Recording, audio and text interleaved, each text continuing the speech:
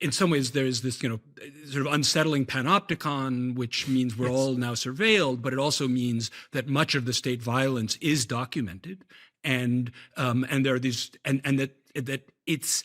I think you're right that those images are in fact moving public opinion, and that this is not a sustainable policy because of that, because people are at some core level moved and sympathize with the people who are the targets of that state violence.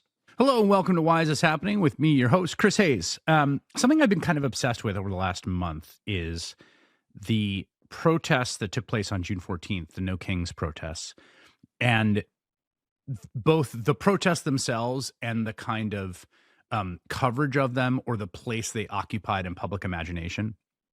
There were something like 2,200 events. They took place across the country in all 50 states.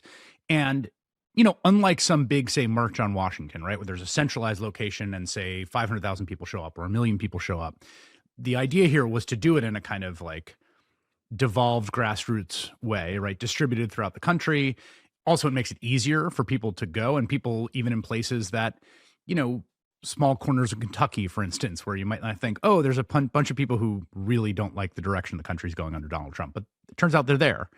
I thought that was sort of brilliant. But one of the things that ended up happening, I think, was partly because it happened on the same day as the Trump military parade. The coverage was sort of split screen. The cover of the Times the next day was like, people gather as Trump military parade happens. And I was hosting several hours of television, which we did something similar. But the scale of it really got lost. So after all was said and done, a bunch of people tried to kind of run the numbers, like how many people came out for these protests. And these are not propagandists. These are not people, they're like really trying to get the math right in a difficult times, right? Crowd estimates are always hard. There's an old joke in sort of lefty circles, right? That like 100,000 people show up at a anti-war march and the cops say there's 5,000, right? Like this is sort of an old trope in crowd estimates and a kind of battle between different forces about how many people were there. But people who are like serious people trying to sort of scan through and do the best, most rigorous job of like figuring out how many people came out, G. Elliott Morris was one of them, came up with a figure of like maybe 3 to 5 million people, which will put it as some of the biggest protests of our lifetime. And I think it's fair to say that they did not get covered as some of the biggest protests of our lifetime. I think there's just no way to say otherwise. And I'm pretty interested in this conception. And the reason I'm pretty obsessed with this is I more and more think that kind of as we watch so many institutional safeguards fail, this idea that civil society, that we are all we have here as the bulwark for democracy. And I don't mean that like we, meaning just protests. I mean, we as citizens, people that occupy different positions. If you're listening to this and you're in the administration of a big university, like you have a role to play. If you're in a law firm, you have a role to play. If you're a municipal worker, you have a role. Like all aspects of civil society, but street protest and mobilization are one huge aspect of it. And so I've been thinking about how should we be thinking about this in terms. We talked to Erica Chenoweth, who writes about this and studies it a few weeks back. And I wanted to return to the topic after those No Kings protests with one of my favorite thinkers and writers on this very thing, Omar Wasow, who's an assistant professor of political science at UC Berkeley.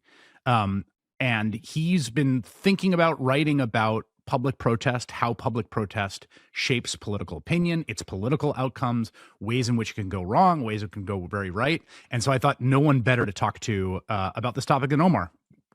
Welcome to the program. Thank you so much for having me. Before we get into your work, I just want to do a little bio work with you, because when you crossed my radar for some of your writings at a certain point, and I saw your name and I was like, I know that name. And I was like, was that the tech guy from NPR who I used to listen to and love and like looked forward to his segments? And I thought he was so sort of uncommonly sharp and kind of humane, and also not like a tech nerd, but in this very distinct way. And that was you, right?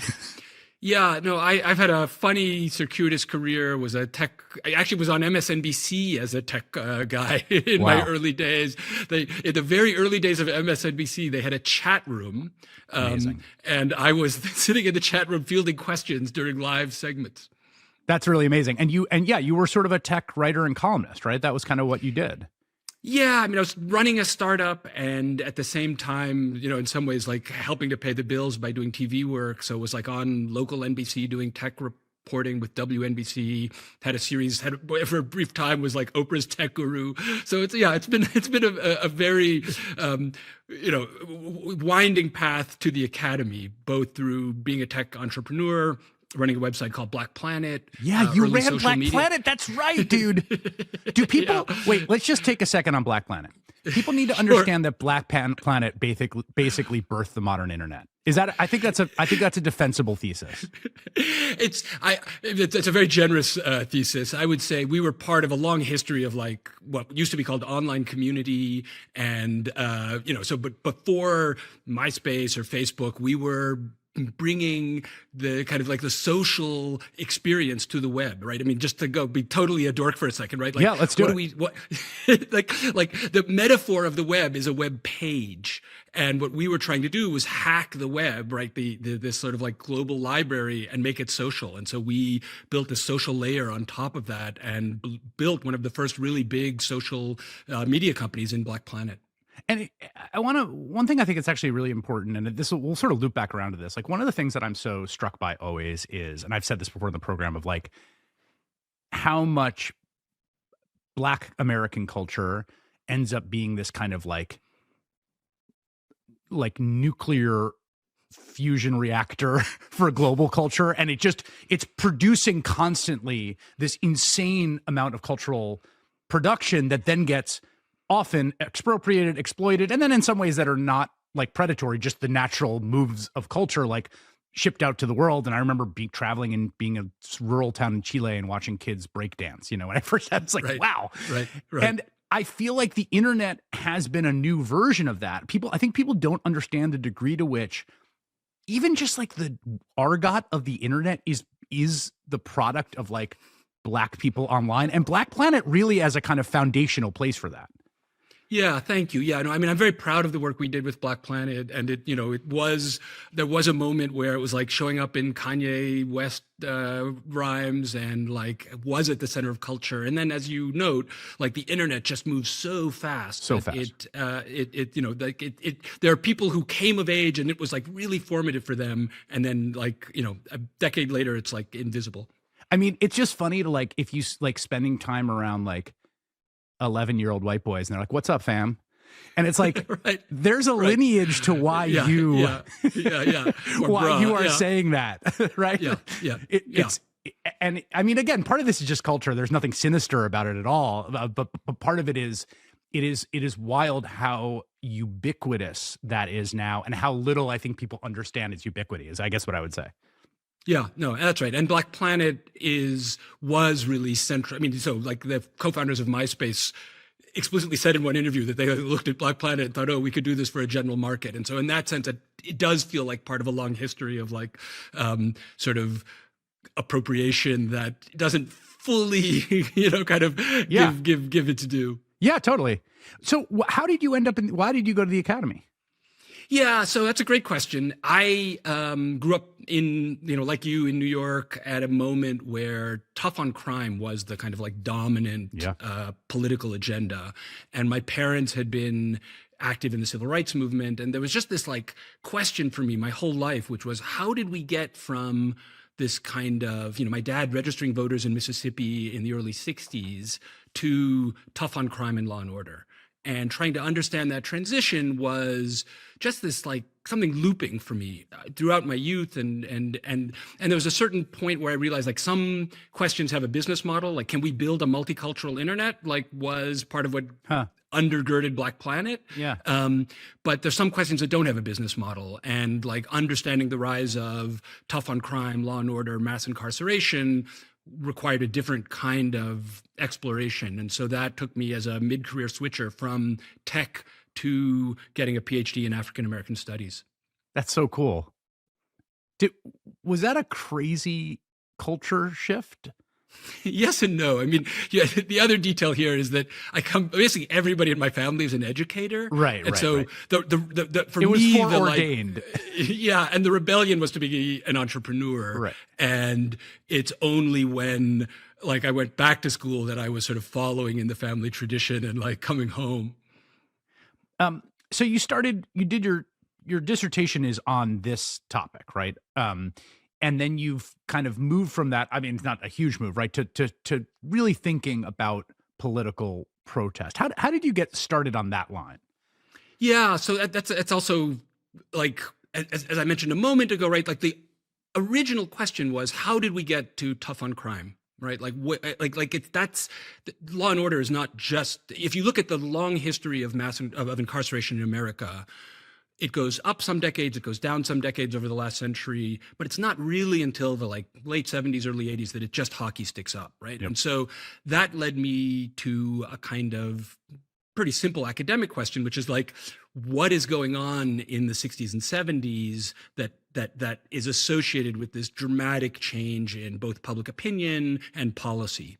And as I was pulling on that thread, found my way back to this, again, like thinking about my parents' own activism in the 60s, of trying to see how much was protest driving public opinion. And there's just this one moment where, like, if you look at public opinion in the sort of 60s and 70s, so there's a particular set of data that looks at the most important problem in America. And what's interesting is there's one line on what is called social control, and that's sort of a mix of things: crime, juvenile delinquency, what's often called urban riots, and it's sort of bouncing around a lot. And I just assumed, well, it's public opinion. It's sort of moving, public opinion is noisy. Mm-hmm. And then I overlaid, this is in grad school, like protest activity by day and the public opinion movement. And they were just like, suddenly I saw this, like, it wasn't noisy. It was like, there was a seasonal co-varying pattern where as these violent protests were happening, concern about law and order was going up. And then when the protests stopped, it went down, right? I mean, the simplest version of it, I often do this when I'm teaching, I show the plot and I say, what patterns do you observe? And students will say, oh, it goes up and down. And I'm like, well, what else do you notice? And finally, will somebody say, it's going up in the summer and down in the winter. And it's like, it's seasonal, but it's not just seasonal because, it's like right. Racism is going up and down, right? I mean, like, bias is certainly a part of this, but it's public opinion is moving with what's happening on the ground. And that really became kind of the touchstone for what became this larger body of work, trying to understand how what's happening on the ground is driving public opinion in politics.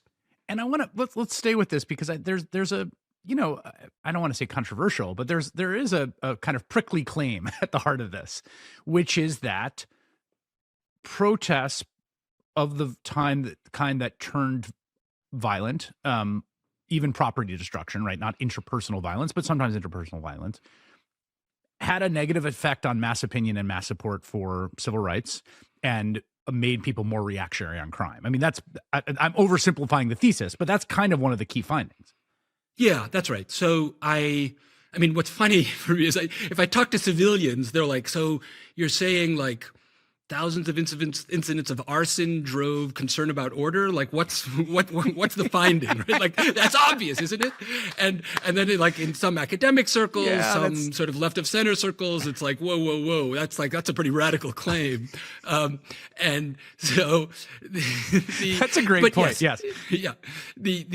What I found, so what I ended up, just to kind of summarize this one paper that got a lot of attention, particularly in 2020, I looked at both nonviolent and violent protests in the 1960s, particularly in the civil rights era, and found that as in counties that were near nonviolent protests, and that's civil rights protests, that those counties voted more liberally. They voted more Democratic, and importantly, the Democratic coalition was the pro-civil rights, essentially aligned with the Black Agenda coalition, and counties that were near protests that had escalated into protester-initiated violence voted more conservatively. And I bang at that a bunch of different ways statistically, and it holds up pretty well that what you have is a kind of conservatizing effect of violence. And importantly, it's not just violence, general violence by protesters seems to be conservatizing, but when protesters were the targets of violence by the state, right? So, iconic examples like John Lewis being beaten on the Edmund Pettus Bridge, like those kinds of images, when people were the targets of violence, actually created more sympathy for the movement. And that, so violence had this kind of double-edged sword Totally. quality. So it's interesting because just the other night, one of our sort of summer projects is to watch Eyes on the Prize with our kids who are 13, 11, and 7. We skipped episode 1, which is largely about Emmett Till's lynching, because for the 7-year-old, that felt like maybe not great content. But we did episode 2, which is school integration post Brown, and a lot on Little Rock.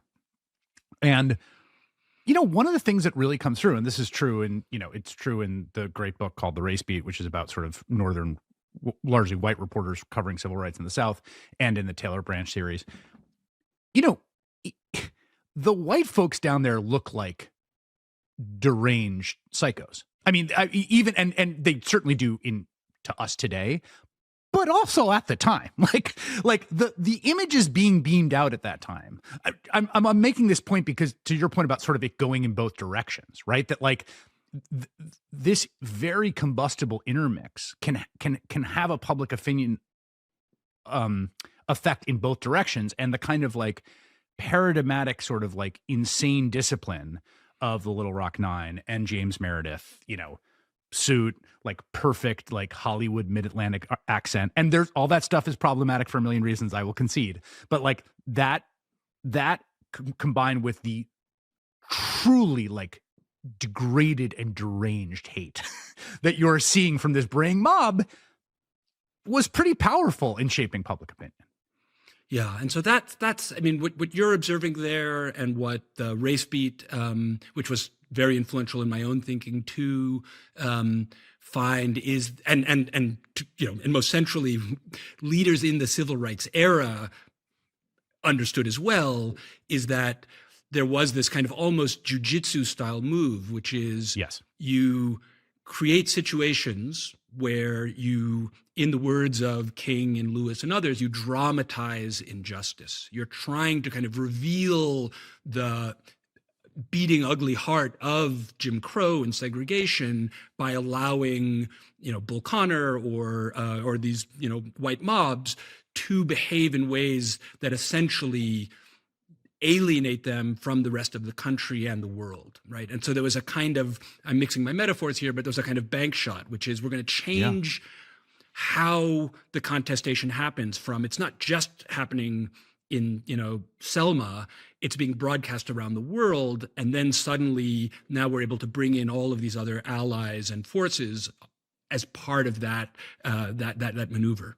Yeah. And it's, I mean, in the Race Beat, it's almost, I've got to be careful about how I say it. It's almost something sort of a little morally shocking about how clear they are on this, in the sense that like they know they are sending children out to get beaten. Like they are quite aware of the fact that that is what is going to happen. And in some senses is partly the goal. I think it's not crazy to say like that when those fire hoses are turned on, these are 16, 15-year-olds in some of those iconic images, like they knew exactly that was essentially going to happen, and that image would be beamed out to the world to represent what was happening in the South. Yeah, so it's there's a level of strategy which is, I think, often underappreciated, and you've touched on it, but it's like there's a lesson that comes out of some of the earlier efforts that are less successful, which is that you really need somebody like a Bull Connor, a police chief who has a hair trigger for violence, who's going to behave in a way that's sort of maybe locally welcome, but is for the national audience is changes the nature of the debate. And so I really build on, in my thinking about this, it's not just that they say, we're going to dramatize injustice, but there's a whole level of kind of theater and storytelling that's at the heart of this. And what I mean by that is they are doing location scouting, right? And so a place like Birmingham is a good location in part because of the possibility of a police chief who's going to create these spectacles of violence. They are casting, Rosa Parks was picked in part, there are multiple women going back more than a decade who refused to, go to the back of the bus, but Rosa Parks was a particularly powerful embodiment of the movement. And so she gets cast in that role. There are other kinds of decisions, the timing, the costuming, right? There's a whole way in which they are engaged in a kind of what in political science or sociology is sometimes called narrative construction, trying to build a story that is a powerful narrative of who's the good guy and who's the bad guy.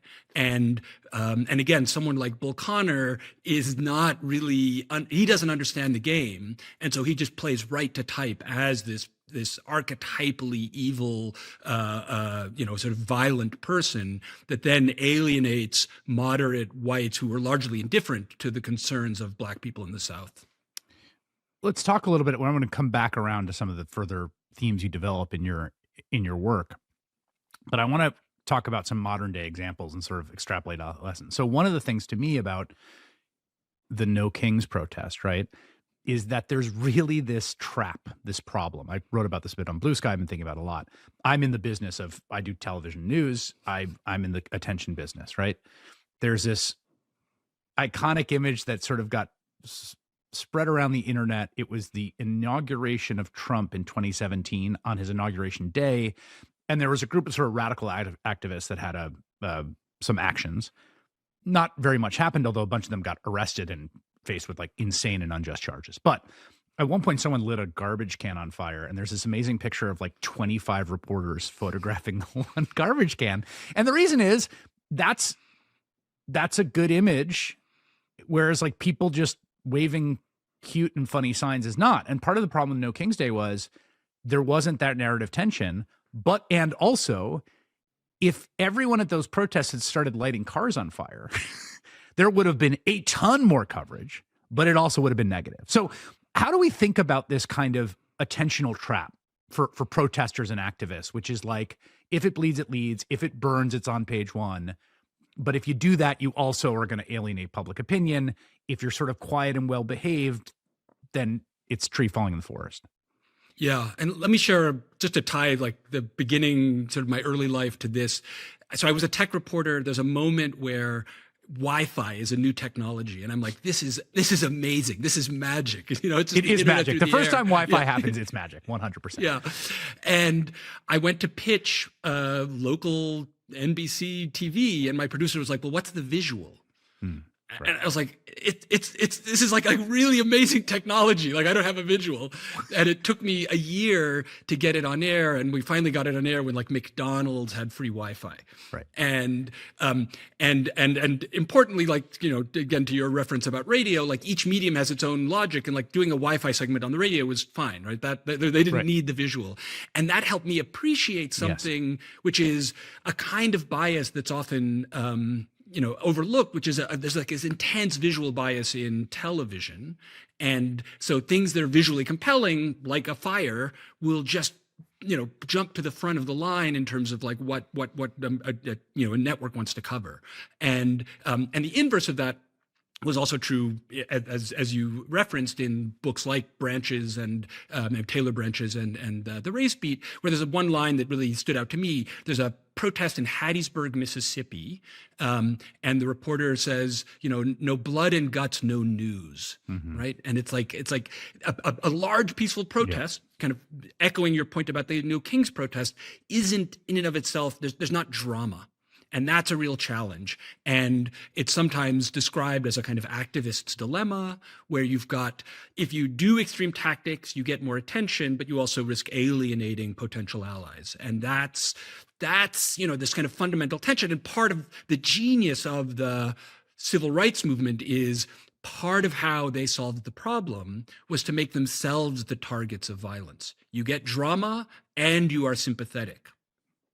Yes, and to do that, right, these are extremely thought through provocations that also require a depth of organization in a deep sense that is very hard to come by these days. I mean, talk a little bit about that, about like how these movements functioned and how deep those organizational structures were. Yeah, so that's exactly right. And so, I mean, I mentioned, and my dad did voter registration in Mississippi, and right, like he was getting trained before going down on like what is it, how do you respond if you get attacked, right? And people would role play being attacked by vigilantes or state troopers, and there was a kind of a process of steeling yourself for the possibility of being an object of violence. And not only does that require enormous discipline on the front end, but it's exceedingly hard to sustain long term because, of course, people get tired of being beaten to death. Yeah. Yeah. And so someone like Stokely Carmichael begins in the nonviolent sort of tradition, and then at a certain point says, I've been arrested and beaten too many times, right? And then turns to a much more militant kind of rhetoric and tactics. So it's exceedingly hard to do. It's exceedingly hard to sustain, but we see cross-nationally, whether it's models like Gandhi, or in the U.S. again in these traditions of when you can be a kind of sympathetic target, it can be an especially powerful combination. What else did you learn about how the mechanism of public opinion and protest functions? So there's a kind of narrativizing, there's this question of sort of drama, there's a question of sort of heroes and villains, honestly. Let's talk about the other sort of finding about protests in which there is violence, there is property destruction, there is arson, and how that gets transmitted and what that does to public opinion.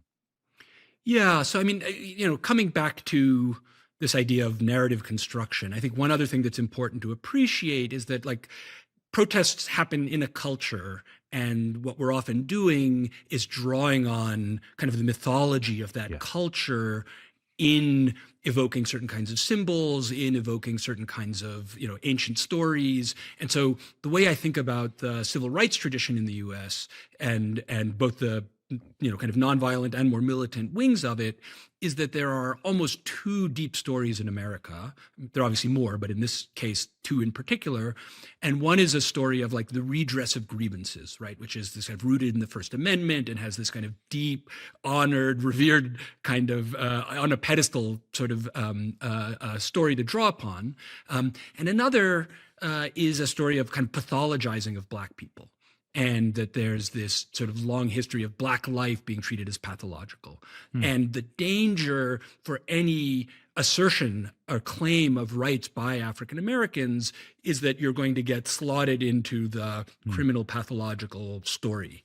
And so part of echoing what, coming back to one of the things you noted about, why was it important to wear a suit? Why was it important for people to engage in this respectability politics? It's because they had to create counter stereotypic images and draw on a different kind of narrative that is, in the words of King, right, deeply rooted in the American dream, right, deeply rooted in the American tradition.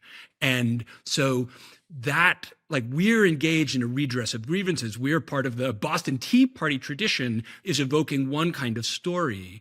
And I think what was so hard for the movements that escalated to violence is it was very easy for the media, very easy. And, importantly, in the 1960s, the United States is about 90% white, 10% Black, give or take.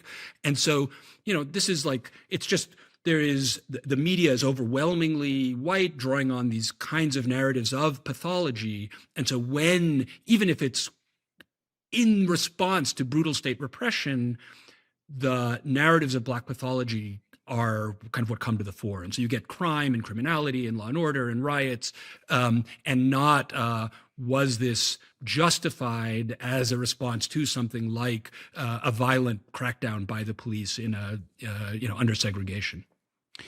One thing I want to add here, which is a little bit of a sort of adjacent point to what you're saying, is one of the things that struck me when I was working on my second book called A Colony and a Nation, which is about some of these themes, is when you go back to the actual chronicle of the founding, a lot of the redress of grievances was absolutely riot mob action. Like it is really lost to our notion of things, of how much the colonists were straight up rioting.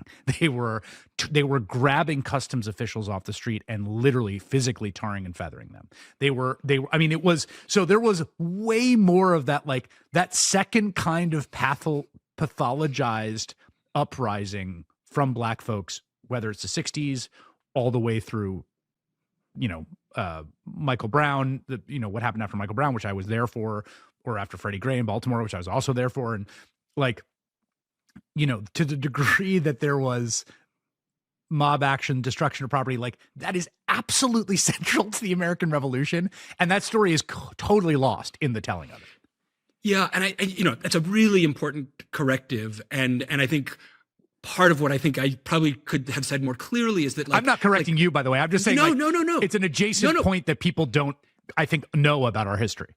Yeah, no. But I'm taking it not as a criticism, but as a like the Boston Tea Party was had property destruction, yes, right? So I mean, even as I'm telling it, right, I'm kind of like smoothing over the edges, and I think it speaks to maybe another way of thinking about the challenge of violence, particularly in a Black freedom struggle, which is that there's a kind of a double standard, right? And that like January 6th is treated differently, and so there's like a different set of the kind of the stories of some kinds of violence aren't viewed with quite the same stereotypes.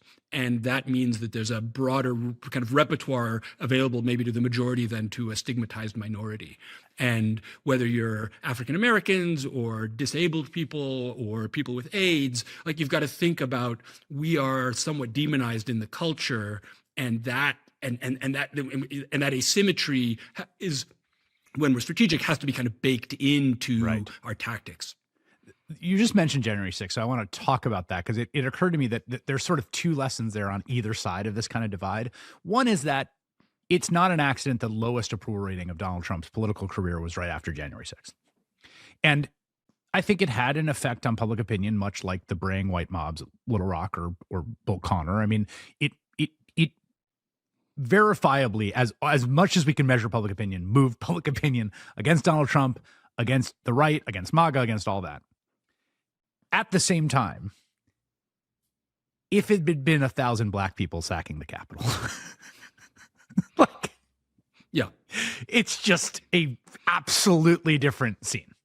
Yeah, that's right. And part of what has been in the 1960s, right, when some of these protests escalate, National Guard gets brought in, and there are 30,000 rounds of ammunition fired in, Detroit, right? So, one of the things that came up when you were talking with Erica Chenoweth in an earlier episode was how in South Africa, you can't, as Black protesters, kind of try to build connections with the white security forces where they will kind of see themselves in you, right? Yeah. And what we've seen in some of the repression of Black protest is much more state violence against protesters, even when the protests are overwhelmingly peaceful.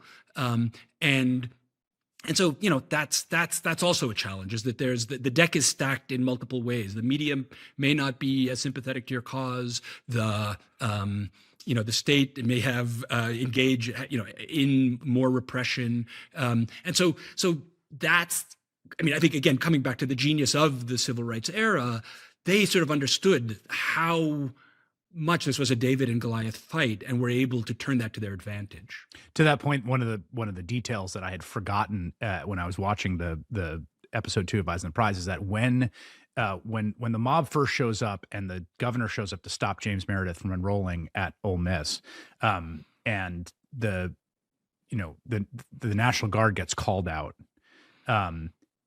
the first night the white mob shoots dozens of National Guardsmen, and none are shot in return. So, and again, this is the crazy thing about January 6th when you look at it, right? There's one woman who is shot and killed at the moment that she's about to actually enter the chamber where members of Congress are. But all these cops are armed, and they're getting their heads bashed in. There's the amount of restraint that is shown there, and that's always stuck with me. And then when I saw that detail about the first night of the Ole Miss, I was like, wow, yeah, there is some continuity here.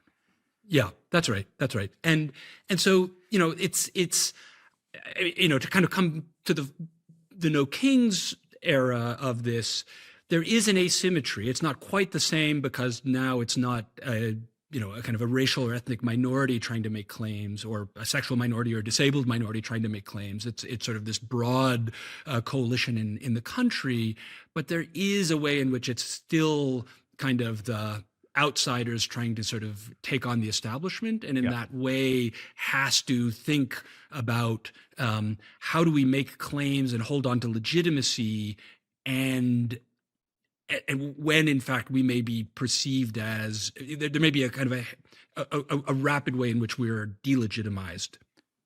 So obviously I think that, there's a kind of consensus view of the sort of, particularly the King year civil rights movement as a sort of apex of, nonviolent protest, and in terms of its efficacy, its ability to move public opinion, the sort of legislative accomplishments that follow the Civil Rights Act, Voting Rights Act, housing. Are there other movements through the years to learn from, or who sort of solve these problems in interesting different ways? Yeah. So I mean, part of what I have tried to do in the intervening years is look, particularly in the U.S., what are other cases that seem to fit what I observe in the 1960s? And I think ACT UP is a really interesting model where if you watch a film, How to Survive a Plague, which I highly recommend. Movie. Yeah. There's a scene where an ex-CNN producer is speaking to an assembled gathering before they do a demonstration. And she says, don't talk to the media, talk through the media.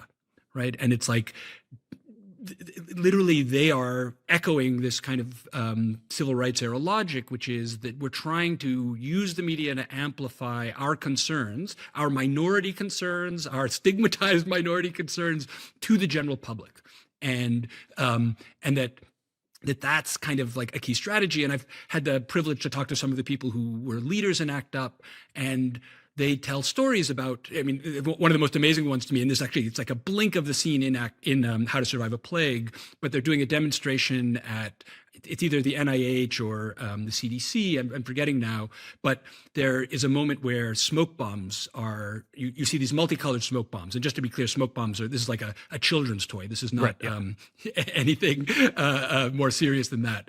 And a bunch of the people in the movement had been involved in things like set design in New York, and they were trying to think about how to make a good image. The New York Times had just started printing in color, the front page, the photographs in color.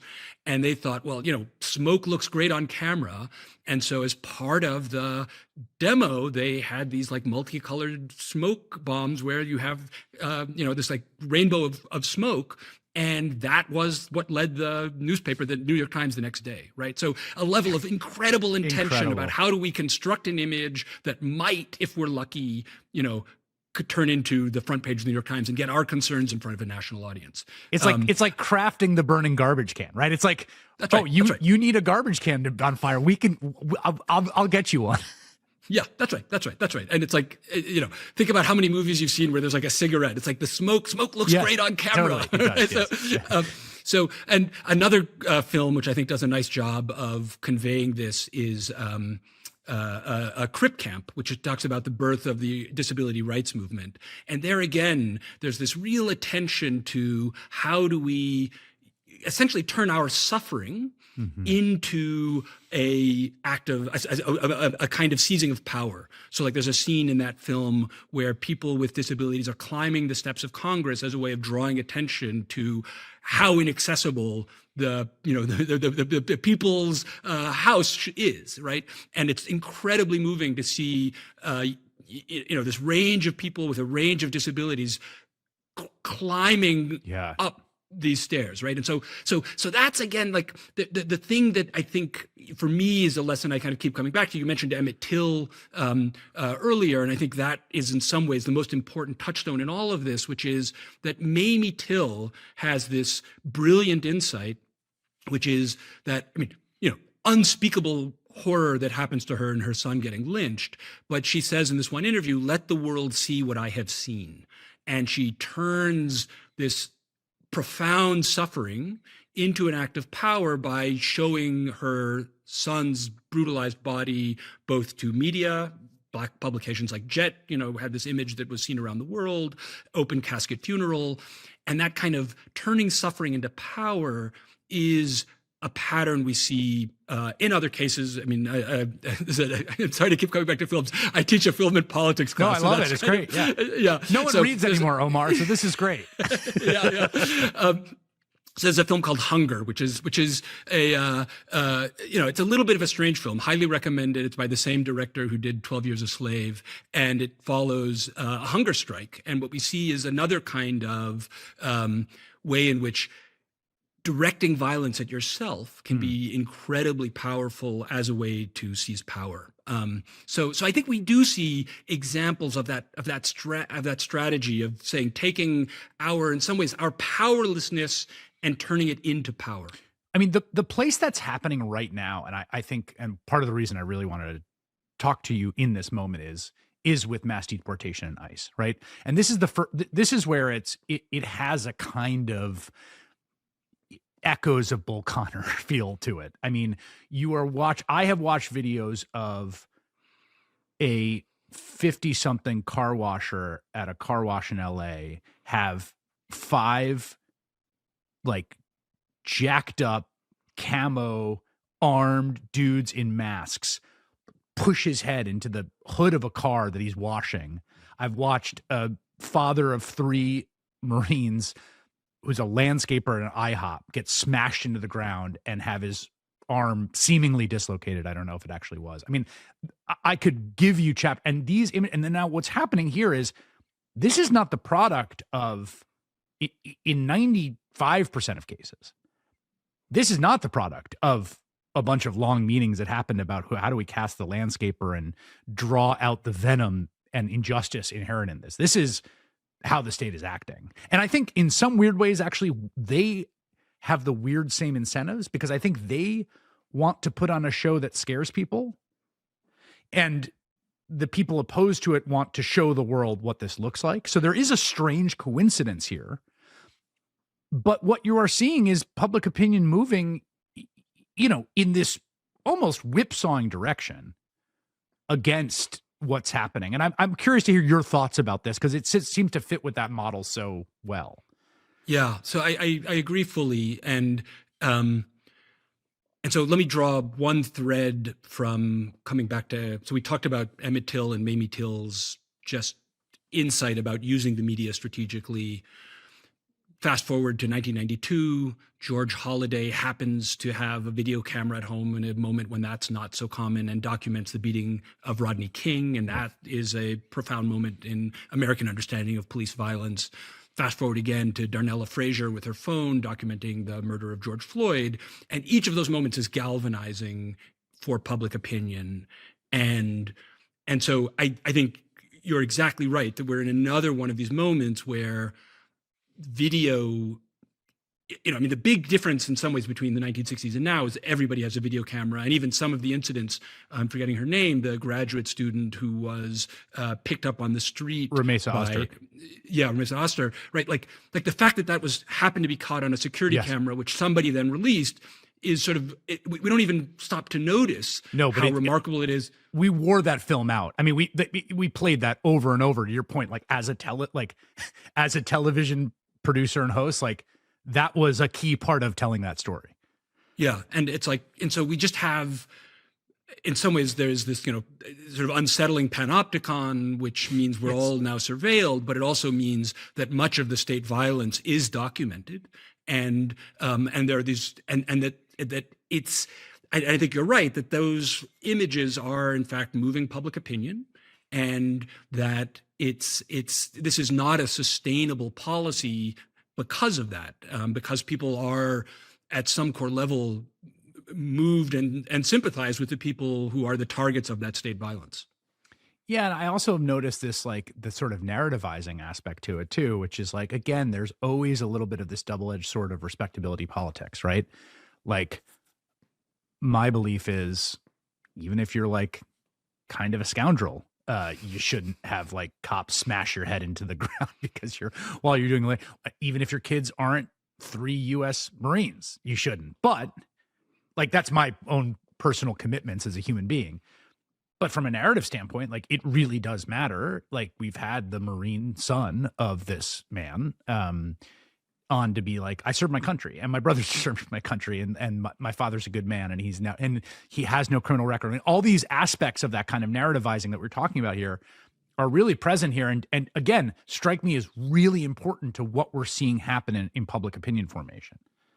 Yeah. And so let me just to provide, to type both sides of kind of my research around like both the sort of the sympathize, the stuff that produces sympathy and the stuff that produces a taste for order. I think one other way to understand this moment is that the kind of disorder that happened or perception of disorder around the border under Biden was another echo of the 1960s, where in the moment where it's like, oh no, these violent protests are happening, like we want, the taste for tough on crime, law and order spiked. And I think what's often hard for, at least in terms of some of my own conversations, what's hard for people to appreciate is that there are people who are sympathetic to rights and they want order. Yes. And so this is the mass middle of American opinion. That's right. And so you could think of like, obviously Eric Adams has been kind of a disaster of a mayor, but you could think of him as an embodiment, at least in his campaign, of somebody who says, I don't want Black people to be mistreated and I want order, right? And that's a very appealing kind of message to a broad swath of the middle. And that and now to come back to what's happening in these images is the disorder is now state-backed disorder, right? It's the state is the one that's extreme. The state is the one that's the bully and the bad guy. Well, and also there's a really interesting question here, the really interesting narrative problem for the administration, which is no one ever gets much credit for solved problems because you can't see them. So in this sense, like it is the case, and this started way before Trump. So it was a combination of Biden and policies undertaken in Mexico, which we should be very clear on, were a huge part on this and actually are sort of the key fulcrum and lever of policy about what's happening at the border is really the actions of the Mexican government. All of that combined, it started before Trump. It has continued under Trump. Like there's not 2,000 people presenting themselves a day at the border anymore. But the absence of that actually turns out to be a difficult thing to narrativize. So like it's sort of interesting because you see this, I see this sometimes with liberal, I'm calling this a policy success in quotation marks because fundamentally I believe in people's right to asylum. And I don't think it's a policy success that people aren't presenting at the border, but put that aside for a second. You see this with, for instance, declines in crime. It's right now you got this crazy situation in which crime is declining by, as far as we can tell, and our statistics kind of suck, historic amounts to possibly historic lows around the country, including in jurisdictions like Philadelphia, where Larry Krasner is the DA. And, when crime went up, it was like, you've got this soft-hearted lib DA. That's why crime is up. It's happening in Baltimore, which has been such a source of, had an extremely high homicide rate, something we've covered extensively under Mayor Brandon Scott there. I think we're actually going to have him on the program to talk about it. But that ends up being difficult to, like the sort of the absence of something, right, is actually sort of difficult to narrativize. And it becomes kind of an issue, I think, for people that are on the governing side of this as opposed to the protesting side of it, particularly in this context of like, if a liberal mayor gets crime down, what do you show? And Scott actually is doing some interesting things in Baltimore to narrativize it, and Brandon Johnson in Chicago too, although that's another story. But anyway, it's an interesting thing because I think right now that idea of like, where is the order and where is the disorder? ICE are the agents of disorder, which is just plain as day. It's literally people going about their lives. Like it's literally a situation in which there's total order. It's just an ordinary scene in America, and it is thrown into chaos by the presence of ICE. That's right. Right. It's a harm caused by the state, not a harm that the state is protecting people from. And so, part of the challenge for movements now, and, just to come back to the No Kings thing is like, there's one other puzzle, which is, do you focus on the most dramatic images, the most dramatic kinds of material, like the ICE raids, or do you focus on the kind of big tent kind of challenge? We want to have a democracy. The kind of everybody, from Liz Cheney to I think, as you put it, Chomsky, Cheney to Chomsky, That's the right. Cheney to Chomsky coalition. Yeah, right. And there's like and this is one other thing we see as a tension in the 1960s is it's like what are you going to focus on is not obvious. There's an enormous uncertainty, and it's not clear what's going to move the public. Yeah. And you also are trying to hold a coalition together, and you're trying to raise money, and all of that is at play. And so the movements now have this very morally compelling claim of here's the state out of control. But that's a much narrower kind of movement than, say, Medicaid or No Kings, and so that's another kind of movement challenge that is going to be ongoing. Maybe in the last few minutes we have here, I wonder if you have insights or thoughts about the change in the media landscape, right? Because one of the things about your research is how this is all mediated in a literal sense, right? There's only a few thousand people who are at the Edmund Pettus Bridge, right? Millions of people see it because the cameras are there and they beam it out, right? Yeah. And you have different media regimes at different times. You're talking about, How to Survive a Plague and Act Up. It's like what will be on the front page of the New York Times. And like today, that doesn't matter one way or another, really. Do you think about as this sort of balkanization of media and the sort of algorithmic feed and the videos, I mean, I do think that in some ways what you call in the business user-generated content, right? The bystander videos of ICE are a kind of interesting form and content moment in the new media where it's the person has a smartphone so they see it and then they upload it and that then becomes a story in vertical video. There's a kind of hand in glove effect to it, but I'm curious if you think about how the media changes the tactics or how the causal mechanisms work. Yeah. So, I mean, I can only speculate, but I mean, we do have some more recent evidence, right? So, I mean, 2020 is not that long ago, and it wasn't, CBS documenting an act of state violence. It was, again, this 17-year-old teenager with her smartphone, Darnella Frazier. And that punched through in our culture and, and became a kind of a national, international point of conversation and mobilization. So there definitely are echoes of the past in the present. One other echo of the past in the present for me is people are often very concerned about, understandably, about how fractured our media is now. And I think it's just important to remind people in the present, and again, this comes through in The Race Beat, the book we've both referenced now. There's a pro-segregation media. Yes, exactly. Yes, yes, a large one. Yes, yeah, and the non-Southern press is largely indifferent to the concerns of Black Americans, and so there's a Black press that's sort of pro-civil rights. There's a pro-segregation press, and there's a kind of indifferent national press. And part of what the civil rights movement does is to kind of draw that indifferent national media into the South and to kind of cover that issue in a way that's more sympathetic. And so I think that, yes, our media is more kaleidoscopic now, and it's much harder to kind of just have some story kind of, make the evening news and reach a national audience.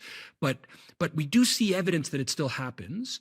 And it's not a new thing to have media fragmentation. It's a really, really good point. Omar Wasso is an assistant professor of political science at UC Berkeley. His work is really fascinating. I highly recommend you check it out. Maybe we'll post some links when we put this up on social media. Omar, that was so enlightening. Thank you. Thank you for having me. A real pleasure and an honor.